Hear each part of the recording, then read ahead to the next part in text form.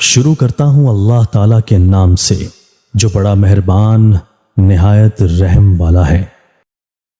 رسول اللہ صلی اللہ علیہ وآلہ وسلم نے فرمایا، صدقہ دینے سے مال کم نہیں ہوتا، اور جو بندہ معاف کر دیتا ہے اللہ اس کی عزت بڑھاتا ہے، اور جو بندہ اللہ کے لیے عاجزی اختیار کرتا ہے اللہ تعالیٰ اس کا درجہ بلند کرتا ہے۔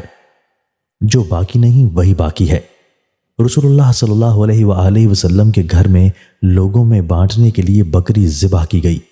بعد ازاں رسول اللہ صلی اللہ علیہ وآلہ وسلم نے سیدہ عائشہ سے پوچھا، کچھ بچا ہے یا سارا گوشت تقسیم کر دیا گیا؟ سیدہ نے بتایا، بس بکری کا ایک شانہ بچا ہے۔ رسول اللہ صلی اللہ علیہ وآلہ وسلم نے فرمایا، جو بانٹ دیا گیا وہی تو آخرت کے لیے باقی بچا ہے۔ تقدیر پر صبر کرو اور اگر مگر سے گریز کرو۔ حضرت ابو ہریرہ رضی اللہ تعالیٰ عنہ سے مروی ہے کہ نبی اکرم صلی اللہ علیہ وآلہ وسلم نے فرمایا، طاقتور مومن اللہ تعالیٰ کے نزدیک کمزور ناتواں مومن سے زیادہ بہتر اور پسندیدہ ہے، اور ہر ایک میں بھلائی ہے۔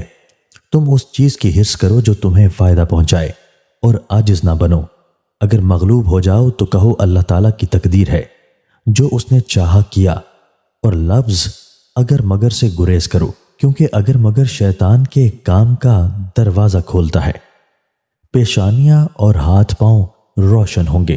پیارے رسول اللہ محمد صلی اللہ علیہ وآلہ وسلم بقیع قبرستان تشریف لائے اور فرمایا، تم پر سلام ہو اے ایماندار گھر والو، اور ہم اگر اللہ نے چاہا تو تمہیں ملنے والے ہیں۔